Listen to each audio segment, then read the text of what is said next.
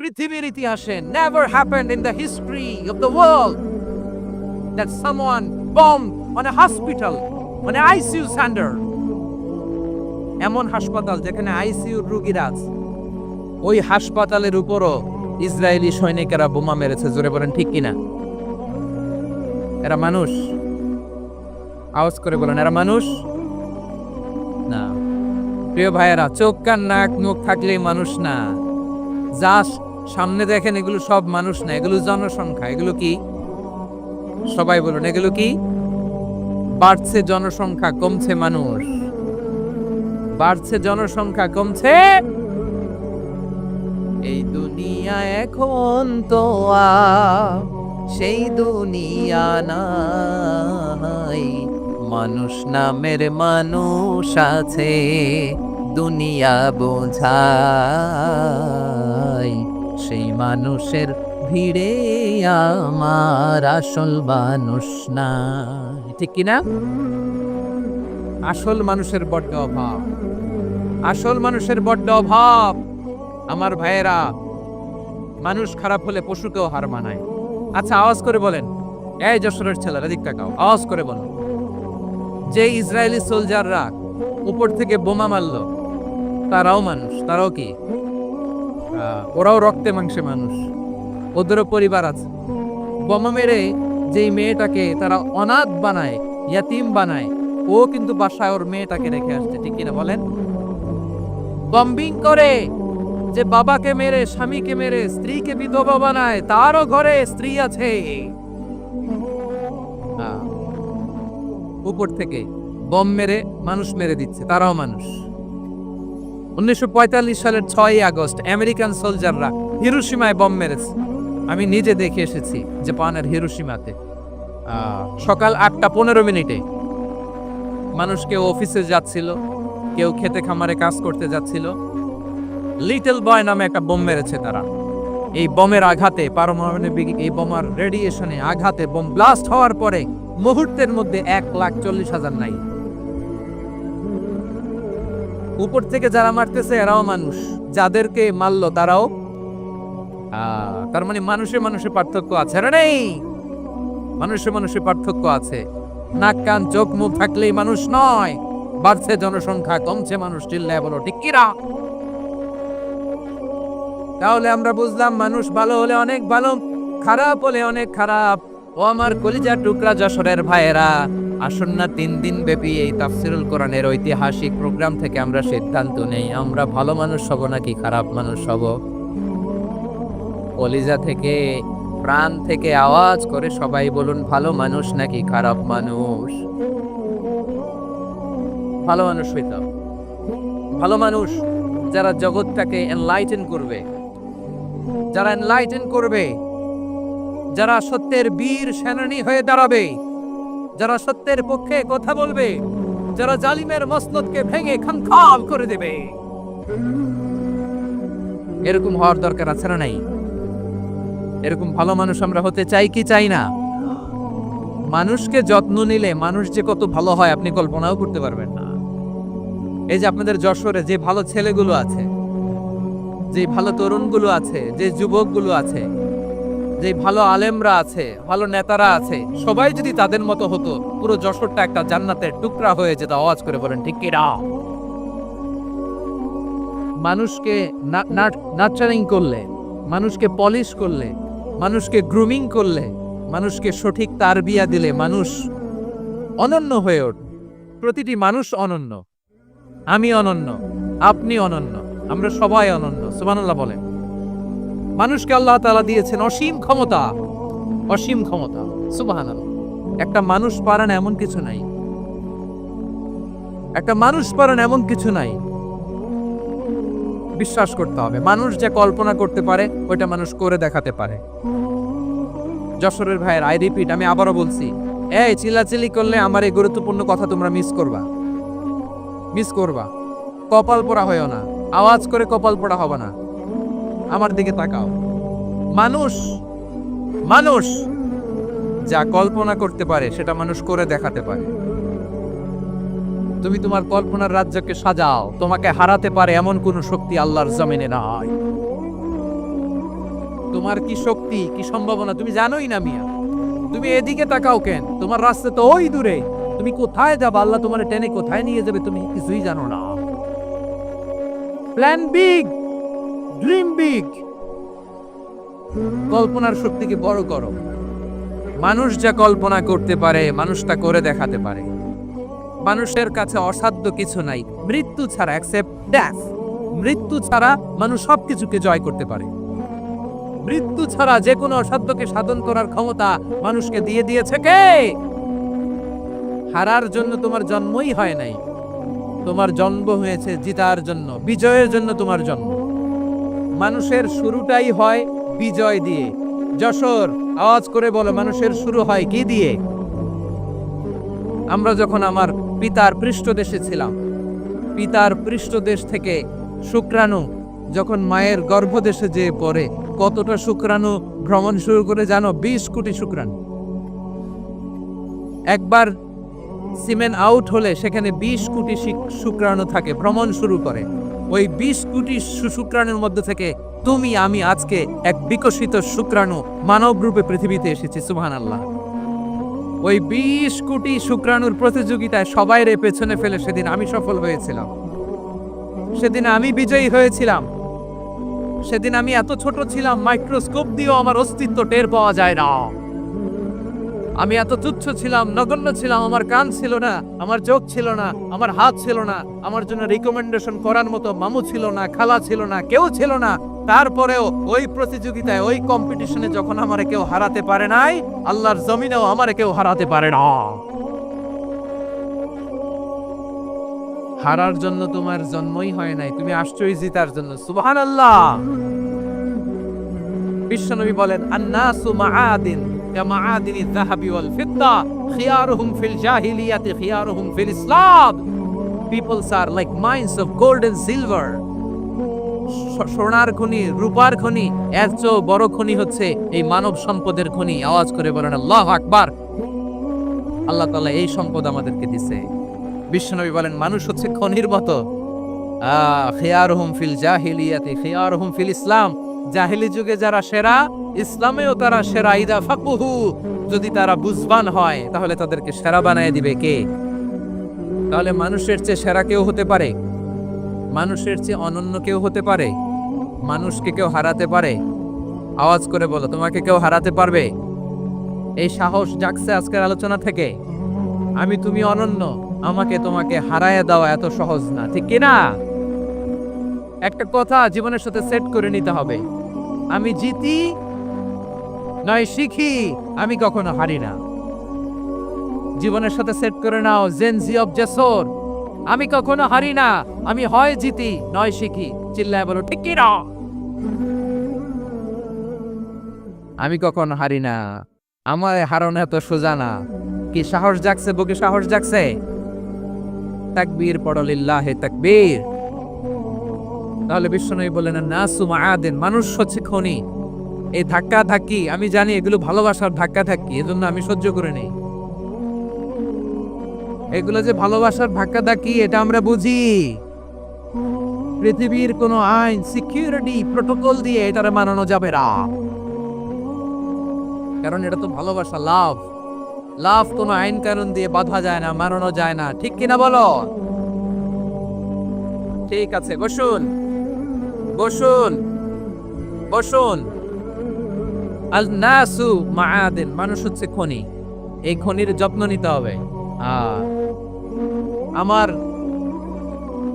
মা বাবা যারা এসেছেন, আপনার ছেলে মেয়ের যত্ন নেন। আপনার ছেলের মধ্যে যে কি পটেনশিয়াল আপনি জানেন না। আপনার এই ছোট্ট অবুঝ ছেলেটাই আগামী দিনের শায়েখ আহমদুল্লাহ হবে। আপনার হেফজখানায় পড়া ওই ছোট্ট ছেলেটাই আগামী দিনের আল্লামা মামুনুল হক হবে। আপনার ওই ছেলেটা আমির হামজা হবে, আব্দুল হাই সাইফুল্লাহ হবে।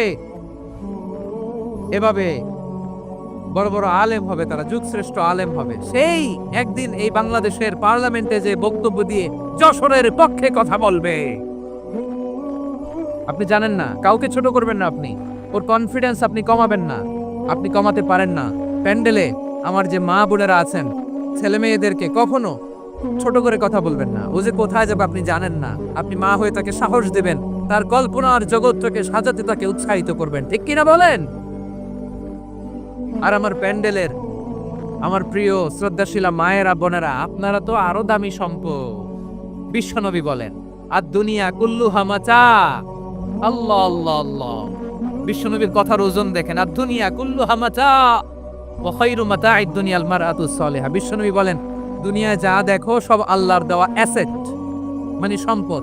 আর এত অ্যাসেটের ভিড়ে সবচেয়ে শ্রেষ্ঠ সম্পদ হচ্ছে নেককার নারী। সুবহানাল্লাহ। ভাইয়েরা, বোনের সাথে খারাপ আচরণ করো না। সন্তান, মায়ের সাথে খারাপ আচরণ করো না। আমাদের মায়েরা আমাদের asset, they are our priceless asset. কারণ এই মায়েদের পেটে এসেছে আল্লাহর ওলিরা, এই মায়েদের পেটে এসেছে খান জাহান আলী, এই মায়ের পেটে এসেছে শাহজালাল ইয়ামানি, এই মায়ের পেটে এসেছে আল্লাহর সব নবীরা। নাকি নবীরা আকাশ থেকে ধপ করে জমিনে নেমে আসছে? মায়ের পেটে আসছে। এই মায়ের পেটগুলো খনি।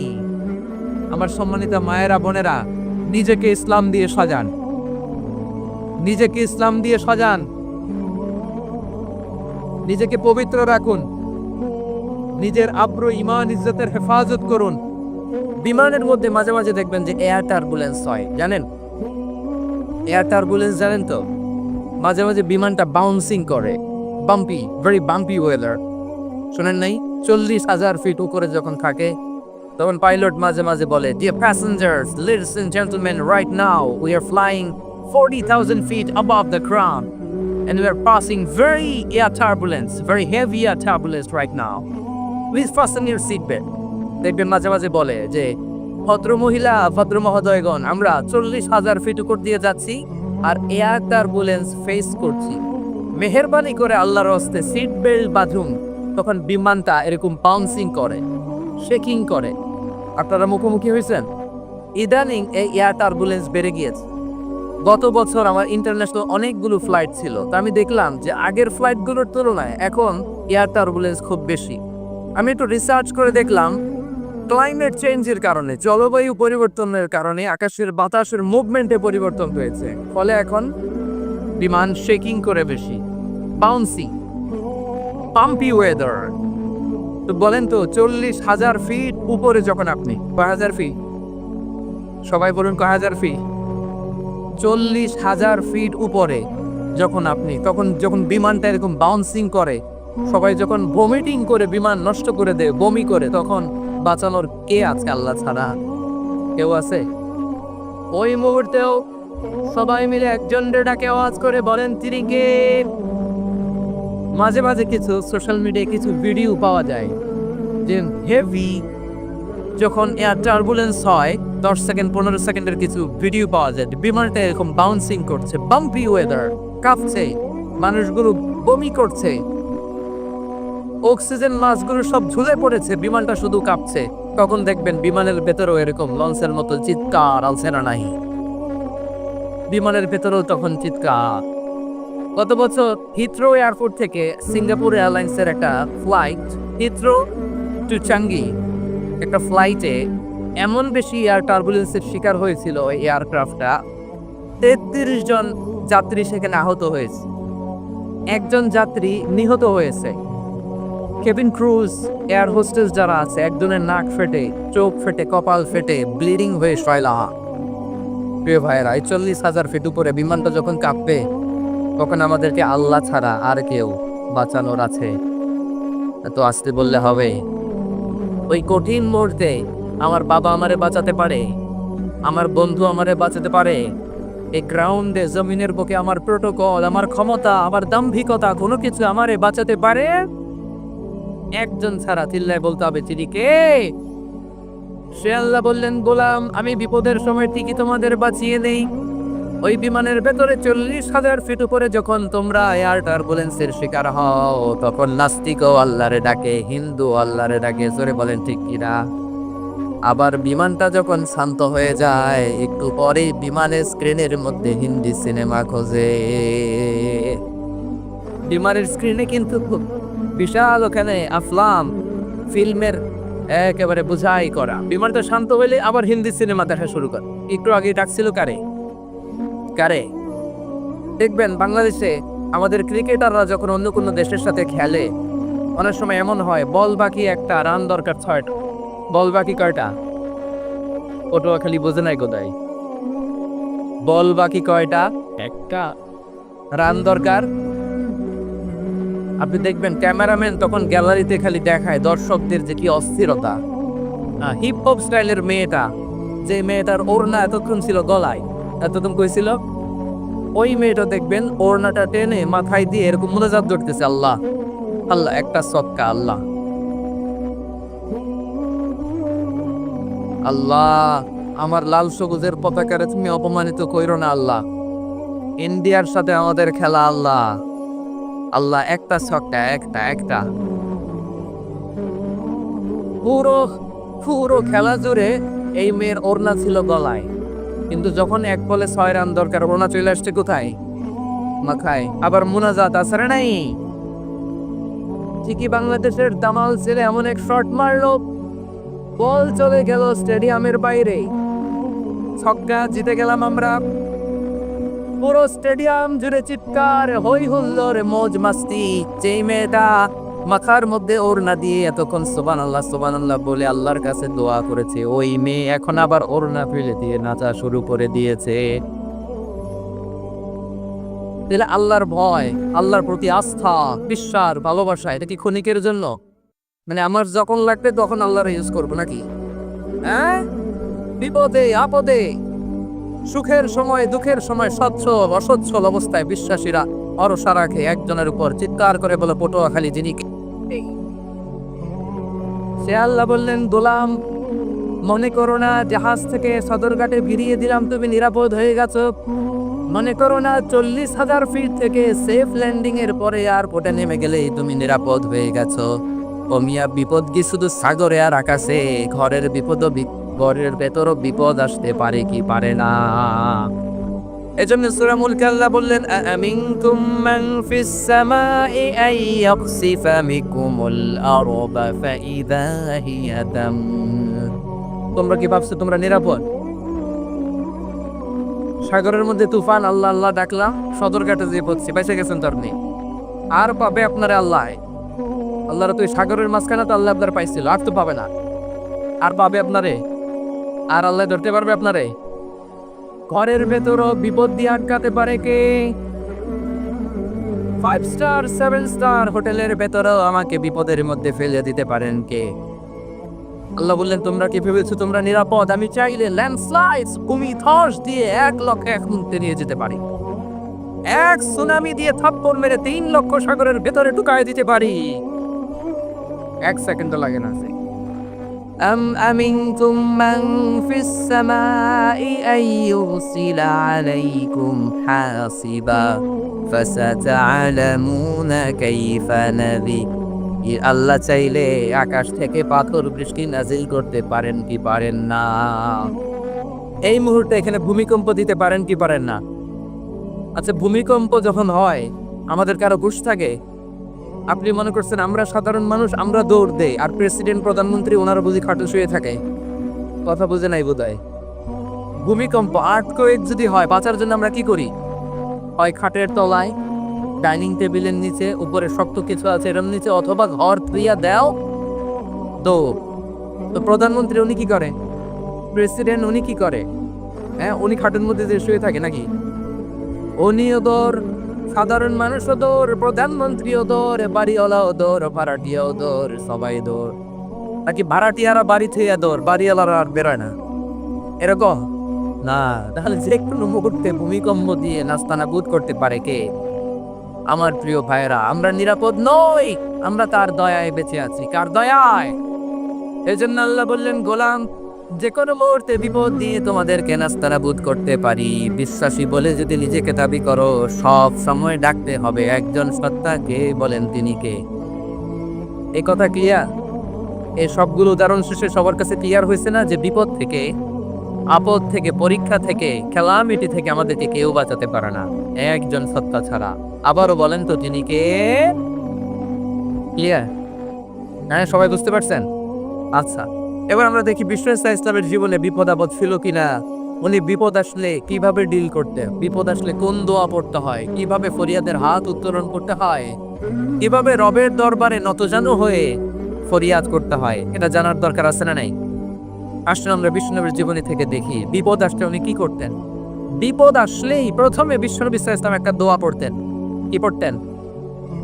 তিনি পড়তেন ইন্না লিল্লাহি ওয়া ইন্না ইলাইহি রাজিউন। নিশ্চয় আমরা আল্লাহর জন্য, নিশ্চয় আমরা কার দিকে ফিরবো ভাই? আবার কার দিকে ফিরবো? আওয়াজ করে বলুন তো, আমরা এসেছি কার কাছ থেকে, আবারও ফিরে যাবো কার কাছে? এজন্য বিশ্বনবী পড়ছেন ইন্না লিল্লাহি ওয়া ইন্না ইলাইহি রাজিউন। নিশ্চয় আল্লাহর জন্য, ওই আল্লাহর দিকেই আমরা ফিরে যাব। তারপরে বিশ্বনবী পড়তেন আল্লাহুম্মা আজুরনি ফি মুসিবাতি ওয়াখলুফ লি খায়রাম মিনহা। একসাথে প্রথমে পড়তেন ইন্না লিল্লাহি ওয়া ইন্না ইলাইহি রাজিউন, তারপর পরে পড়তেন আল্লাহুম্মা আজুরনি ফি মুসিবাতি ওয়াখলুফ লি খায়রাম মিনহা। মানে আল্লাহ, এই যে আমি বিপদে ধৈর্য ধারণ করলাম, এটার সওয়াব তুমি আমার দাও, আর যেটা হারালাম এর চেয়ে ভালো কিছু দিয়ে মেকআপ করে দিও, ভালো কিছু দিয়ে বদল করে দিও। সুবহানাল্লাহ পড়ে। তাহলে বিপদ আসলে আমরা কি করব? কথা বলেন।